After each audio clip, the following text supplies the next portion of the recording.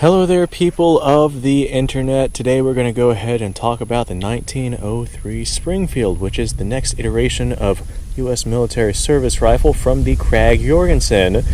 Now, originally with this series, I was going to cover, firearms and rifles that I actually own, and I do not own a 1903 Springfield. I do, however, have a German Kar 98 to represent it because, of course, the 1903 Springfield was based off of the Mauser action.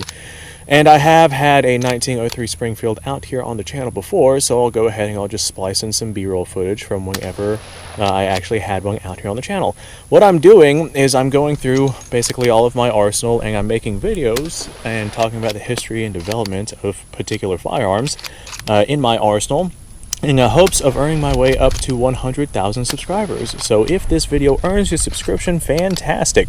If not, then hopefully I'll be able to earn it on tomorrow's video, because I am trying to do this every single day. It doesn't always happen like that, but I'm trying to do it every single day. So let's go ahead and wipe off this little bit of rust that I have on this bolt handle. I'll have to re-oil my Kar 98 here. But anyway, the United States was using the 3040 Krag, which was a rimmed cartridge, and it fed with a capsule-style magazine. I've already made a video on this rifle, if you'd like to go check that out on the previous series. Well, the 3040 Krag was a 220 grain projectile that traveled at about 2,000 feet per second, and it absolutely, well, there was a conflict. And there was a conflict that involved the 3040 Krag and Mauser rifles, particular the 7mm Mauser rifle. And the 7mm Mauser cartridge absolutely demolished the 3040 Krag rifles. I don't really want to go into the specifics of that particular historic event, because that is, a lesson for probably its own video with just everything that was going on during that time period. But 3040 Krag was abhorrently beaten by the 7mm Mauser that the soldiers with the Krag rifle were going up against. So the United States forces decided that the Mauser, with its particular style of action and particular style of ammunition, was going to be a much better option than the 3040 Krag style of system. So what the United States actually did was they essentially copied Mauser's system, and we see our Mauser right here, which represents the 1903 Springfield. They essentially copied the Mauser system, and in 1903 adopted essentially a Mauser rifle and issued that out to their soldiers. And that right there was the standard issue rifle that was used up until the adoption of the M1 Grand, with the exception of the 1917 Enfield, which we'll get into at a later video. But with the adoption of the 1903 Springfield, the United States actually adopted, once again, a heavy round-nosed bullet that was not very good at long distances. They really did not learn from their mistakes, going from the round-nosed 3040 Krag cartridge to a round-nose, at this time, 30-03 cartridge.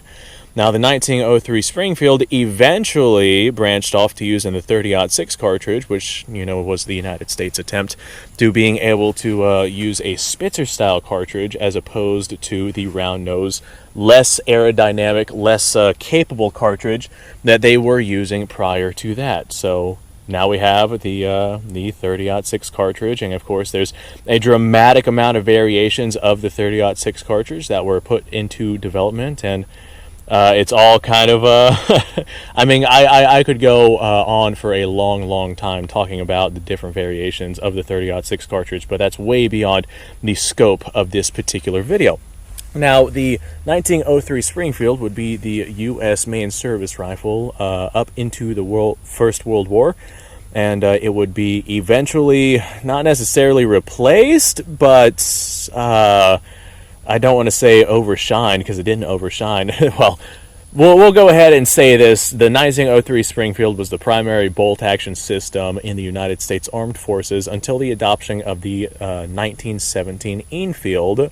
And the intention was the 1917 Enfield was supposed to replace the 1903, but that did not happen. The United States servicemen continued to use the 1903 up until much later points in time, well after the point of self-loading rifles being implemented in firearms technology. But that is, like I said, a topic for a later video. So I don't have much else to say. Was that thunder?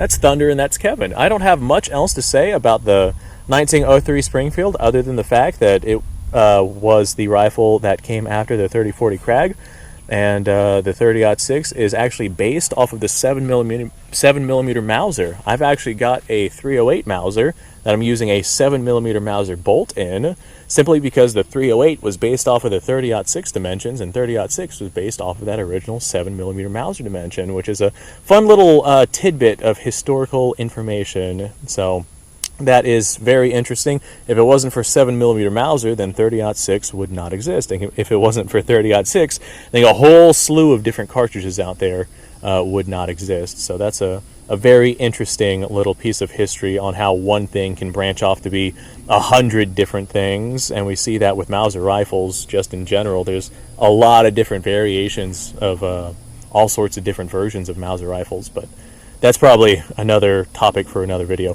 I'm going to go ahead and close this out before I continue to ramble, so I'm going to say thanks for watching, folks. I do appreciate your time. Like, subscribe, share. Description below has a link to all sorts of stuff. Go ahead and go check that out. You guys go off, have yourself a fantastic day, and I will see you guys on the next episode.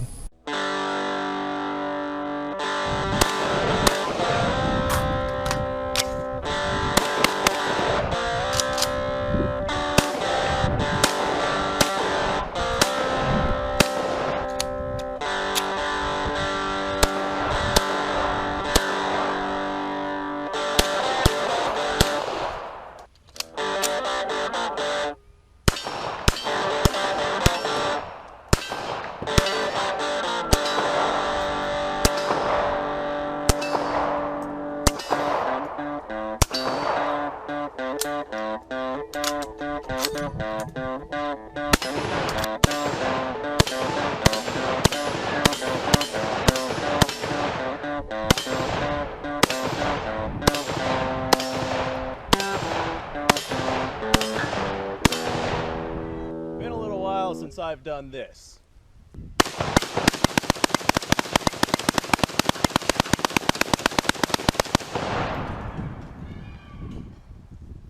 Bonnie and Clyde be damned.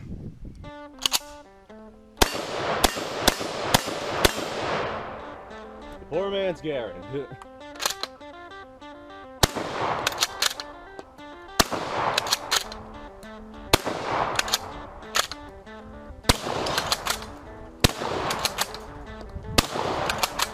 It's a shame that bolt-action shotguns aren't more mainstream.